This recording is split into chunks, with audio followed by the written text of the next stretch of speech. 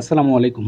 আজকে আমরা honours first ইয়ারের লিনিয়ার অ্যালজেব্রা বইয়ের চ্যাপ্টার 3 এর এক্সাম্পল 27 নিয়ে আলোচনা করব। তো এই 27 টা যারা 23 এ পরীক্ষা দেবেন তাদের জন্য মোস্ট ইম্পোর্টেন্ট। তো অবশ্যই একটু ভালো করে দেখবেন। আর এই প্রশ্নটা কিন্তু অ্যাকচুয়ালি 10 মার্কের জন্য আসে। ওকে? 10 মার্কের জন্য আসে আর মোটামুটি সে ইম্পোর্টেন্ট। ওকে? তাহলে দেখেন আমাদের এখানে বলা আছে যে ল্যামডার এর এরূপ একটা মান নির্ণয় করো, ল্যামডার একটা মান নির্ণয় করো যার জন্য নিম্নলিখিত একঘাত বিশিষ্ট সমীকরণ জোট, এই যে একঘাত বিশিষ্ট সমীকরণ যে জোটটা আছে এই জোটের সমাধান না থাকে। একটা কথা হচ্ছে একটা সমাধান, যে তুমি এমন একটা সমাধান তৈরি করো হয় তার সমাধান থাকবে না, নয়তোবা একাধিক সমাধান থাকে, নয়তোবা একক সমাধান থাকে। এখন এই ইচালন এই যে আপনার সমীকরণ জোটটা এমন একটা সমাধানে নিয়ে আসতে হবে যেন হয় সমাধান থাকবে, নয়তোবা একাধিক থাকবে, নয়তোবা থাকবে না। ওকে, এটা আমাদের প্রমাণ করতে হবে। তো আপনারা যারা আমার চ্যানেলে ভিডিওগুলো দেখেন তারা অবশ্যই চ্যানেলটাকে সাবস্ক্রাইব করে দেবেন, পাশে থাকা বেল আইকনটাকে বাজিয়ে দেবেন, সেটা অল করে দেবেন যেন প্রত্যেকটা ভিডিওর নোটিফিকেশন আপনারা পেয়ে যান। ওকে, আর বন্ধুদের মাঝে কোনোভাবেই শেয়ার করতে ভুলবেন না। আমরা আমাদের চ্যানেলে ফার্স্ট ইয়ারের প্রত্যেকটা সাবজেক্টের ভিডিও আপলোড করবো ইনশাল্লাহ। তো সবাই পাশে থাকবেন, শেয়ার করবেন বেশি বেশি। তাহলে দেখেন প্রথম যে কাজটা সেটা হচ্ছে আমরা যে সমাধান নির্ণয় করে প্রদত্ত সমীকরণ জোট যেটা আছে শুধু এটা তুলে নিছি, আর কিচ্ছু করি নাই, যা আছে সব দেখে দেখে তুলে নিছি। ওকে, দ্বিতীয় কাজ হচ্ছে কি, যে আমরা L1 L2 এর অর্থাৎ এই যে লাইন 2টা আছে এই লাইন 2 এর একটু কাজ করব। সেটা কি কাজ করব দেখেন, এখানে টোয়াইস এক্স আছে, আমরা ইচালন আকারে নিয়ে আসার চেষ্টা করব যতটুকু পারবো। এটা ভাঙে একটা, মনে করেন যে এক্স ওয়াই জেড তিনটে চলক আছে, আমরা সচরাচর একটা চলকের দিক নিয়ে আসার চেষ্টা করব, যেন একটা চলক আসলে জেড এর মান যদি আমরা বের করতে পারি, জেড এর মান 2 নম্বর সমীকরণে বসায় ওয়াই এর মান বের করব, ওয়াই এর মান এখানে বসায় এক্স এর মান বের করব, এরকম করার চেষ্টা করব, তারপরে বাকিটা যা হয় হবে। এখন দেখেন তাহলে আমরা কি করব, এক্স কে আমি 0 তৈরি করব। আচ্ছা, এক্স কে যদি আমি 0 তৈরি করি 2 নম্বর লাইনে, তাহলে দেখেন আমি এখানে কি করব, সেটা হচ্ছে এখানে টোয়াইস এক্স আছে, আমি যদি এই এক্স এর সঙ্গে একটা 2 গুণন করি তাহলে টোয়াইস এক্স হবে, আর এটার থেকে যদি এটা বিয়োগ করি তার মানে 0 হয়ে যাবে। সেম কাজ করছি, L2 - 2L1 অর্থাৎ L1 এর সঙ্গে 2 গুণন করে এটার সঙ্গে বিয়োগ করছি। ওকে, আর তারপরে দেখেন তাহলে এটা যদি আমি বিয়োগ করি এটা কিন্তু 0 হয়ে যাবে। তাহলে আমাদের শর্ত কি, যে এইটা থেকে এটার সঙ্গে তাহলে আছে কি, যে থ্রাইস ওয়াই কিন্তু আছে। ওকে, এখানে থ্রাইস ওয়াই আছে, আর এখানের সঙ্গে 2 গুণন করব আর মাইনাস করব 2y, তার মানে হচ্ছে ওয়াই, তার মানে এখানে দেখেন ওয়াই পাইলাম। নেক্সট কাজ, এইটা আমাদের আছে হচ্ছে ল্যামডা জেড কিন্তু আছে, মাইনাস এখানে যদি 2 গুণন করি এবং মাইনাস করি তাহলে মাইনাসে মাইনাসে প্লাস এবং টোয়াইস জেড হবে। তাহলে আমি যদি জেড এখান থেকে কমন নেই ল্যামডা প্লাস 2 হবে। তাহলে দেখেন ল্যামডা প্লাস 2 ইন্টু জেড, এই যে ল্যামডা প্লাস জেডটা পরে লিখলাম, তাহলে ল্যামডা প্লাস 2 ইন্টু জেড। ওকে, আর এটার সঙ্গে 3, তাহলে 3 মাইনাস 1 এর সঙ্গে 2 গুণন করলে 2, তার মানে হচ্ছে 1, এই যে 1। ওকে, তাহলে 2 নম্বর লাইনটা শেষ। এখন 3 নম্বর যে লাইনটা আছে এটার কাজ আমরা করব। দেখেন 3 নম্বর লাইনে আছে এক্স, এখন এক্স এর সঙ্গে যদি এই এক্স শুধু বিয়োগ করি তাহলেই কিন্তু হয়ে যায়, তাহলে লাইন 3 মাইনাস লাইন 1, তার মানে দেখেন এখানে L3 prime L3 minus L1, তার মানে এটা কিন্তু বিয়োগ 0 হয়েই গেল। আর এইটা এখন দেখেন এখানে আছে হচ্ছে ল্যামডা ওয়াই, এটার সঙ্গে যদি আমি ওয়াই বিয়োগ করি তাহলে মাইনাস ওয়াই, তাহলে এখান থেকে যদি আমি ওয়াই কমন নেই তাহলে ওয়াই কমন নিলে ল্যামডা মাইনাস 1, দেখেন ওয়াই ইন্টু ল্যামডা মাইনাস 1 আছে। ওকে, আর এইটা যদি আমি করি দেখেন আছে কিন্তু আমাদের এখানে থ্রি জেড আছে মাইনাস, আর মাইনাস করব মাইনাসে মাইনাসে প্লাস জেড, তার মানে হচ্ছে 4z, এই যে 4z। ওকে, তাহলে আর এইটা হচ্ছে 2 - 1, তাহলে 2 - 1 = 2, 1, 2 - 1 = 1। ওকে, এখন তারপরের যে কাজটা এইটা একটু দেখি, L3 প্রাইমের কাজ করছি। কিসের কাজ, L3 প্রাইম। তাহলে দেখেন L3 প্রাইম মাইনাস হচ্ছে ল্যামডা মাইনাস 1 ইন্টু L2। দেখেন এখানে আমি কেন দিলাম, কারণ হচ্ছে L3 প্রাইম, এখানে এই যে L3 প্রাইমটা আছে অর্থাৎ ল্যামডা মাইনাস 1 এটা কিন্তু আগেই আছে, আর এখানে ওয়াই আছে কিন্তু ল্যামডা মাইনাস 1 নাই। আমি যদি এর সঙ্গে ল্যামডা মাইনাস ওয়ান গুণন করি এবং এটার সঙ্গে এটা বিয়োগ করি তাহলে কিন্তু এটা জিরো হয়ে যাবে, এল থ্রিটা জিরো হয়ে যাবে। দেখেন তাই করছি। দেখেন আমাদের আছে কি যে lambda minus one into Y এটা আছে। আমি যদি এটার সঙ্গে এই 2 নম্বরের সাথে ল্যামডা মাইনাস ওয়ান গুণন করি এবং ওয়াই এর সঙ্গে ওয়াই তো আগে থেকেই আছে, তাহলে কিন্তু কি হয়ে যাবে, জিরো হয়ে যাবে। তাহলে এটা কিন্তু হয়ে গেল জিরো। তার মানে ওয়াই কিন্তু এখানে ভিনিশ। দেখেন ওয়াই কিন্তু ভিনিশ, ওয়াই নাই। এখন এগুলো কিন্তু সব জেড এর মান, হ্যাঁ এটা কিন্তু সব জেড এর মান। এখন কাজ হচ্ছে আমাদের যে 4z কিন্তু আছে, এটা একটু ভালো করে বুঝবেন। 4z কিন্তু আমার আগে থেকেই আছে, এই যে 4z আছে। এখন এই যে মানের সঙ্গে আমি ল্যামডা মাইনাস ওয়ান গুণন করে এটার থেকে বিয়োগ করব। তার মানে মাইনাস ল্যামডা মাইনাস ওয়ান গুণন করব, ল্যামডা মাইনাস টু আগে থেকেই আছে এবং জেড আছে। তাহলে এই যে ব্যাপারটা এখানে, এখন এখান থেকে যদি এটা একটা পদ আর এটা একটা পদ, এখান থেকে যদি জেড আমি কমন নেই, 4 মাইনাস ল্যামডা মাইনাস ওয়ান থাকবে, ল্যামডা মাইনাস টু থাকবে। তাহলে দেখেন এই যে কাজটা আমি করছি, 4 minus lambda minus one lambda minus two into Z, এই যে এই মানটাই শুধু আমি এখানে লিখে দিচ্ছি। ওকে, তারপরে হচ্ছে এই 1 মাইনাস, এখন দেখেন 1 আগে থেকে আছে, 1 মাইনাস এখানে ল্যামডা মাইনাস ওয়ানটা গুণন হয়েছে। তাহলে দেখেন কি,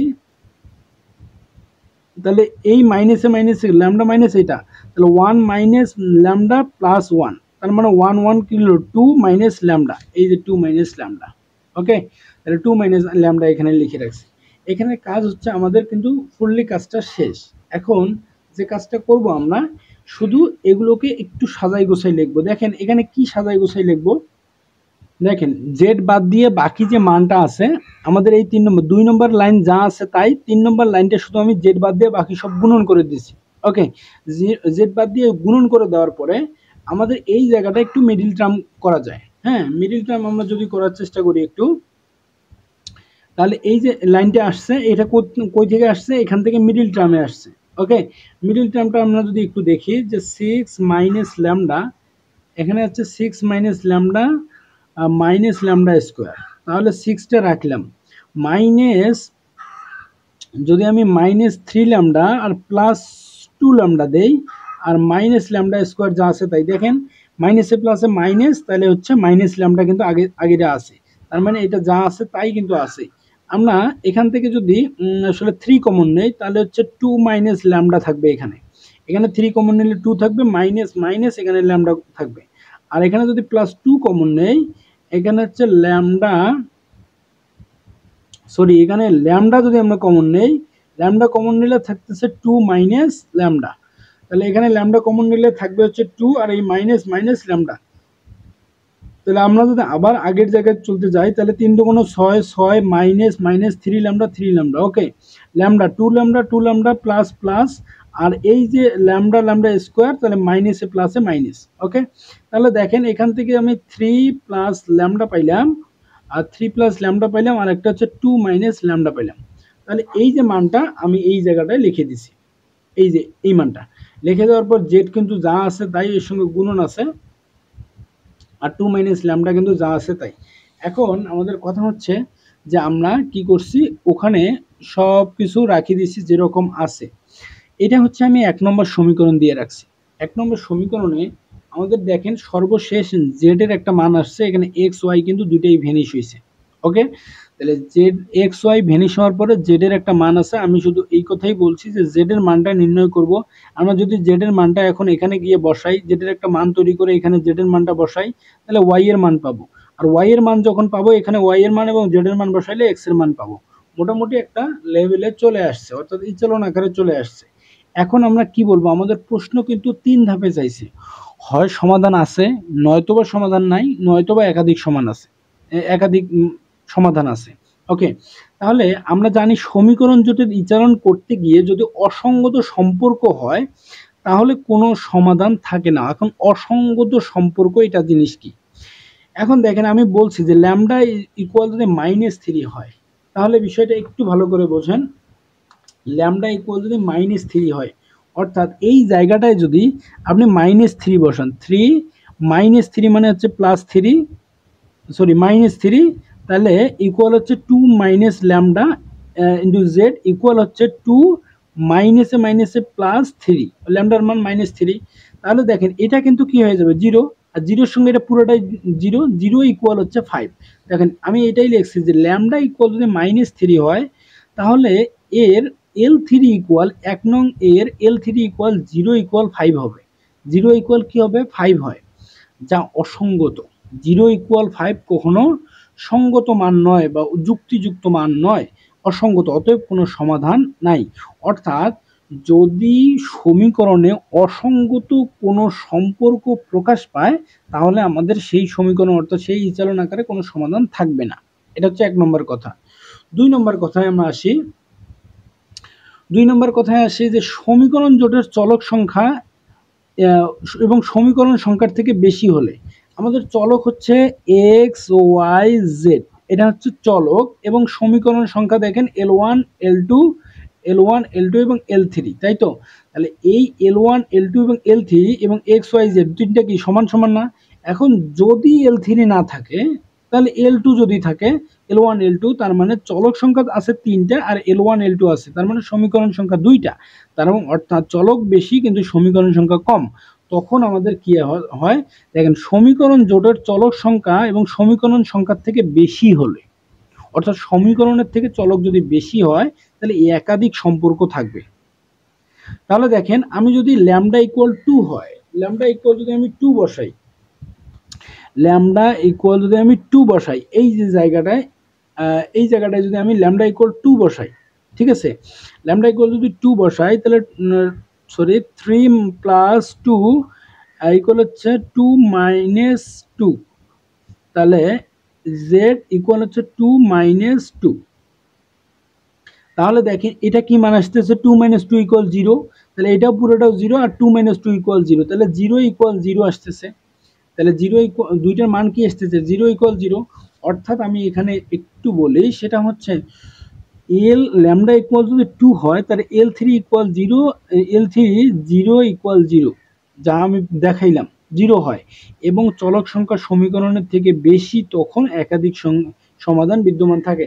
এখন যদি 3 নম্বর সমীকরণটা 0 হয়ে যায়, 3 নম্বর সমীকরণটা যদি 0 হয়ে যায় তাহলে আমাদের এক্স ওয়াই জেড কিন্তু চলক আছে, সমীকরণ সংখ্যা হয়ে যাবে 2টা, তখন আমাদের একাধিক সমাধান বিদ্যমান থাকবে। তখন কি একাধিক সমাধান বিদ্যমান থাকবে। এটা হচ্ছে 2 নম্বর কথা।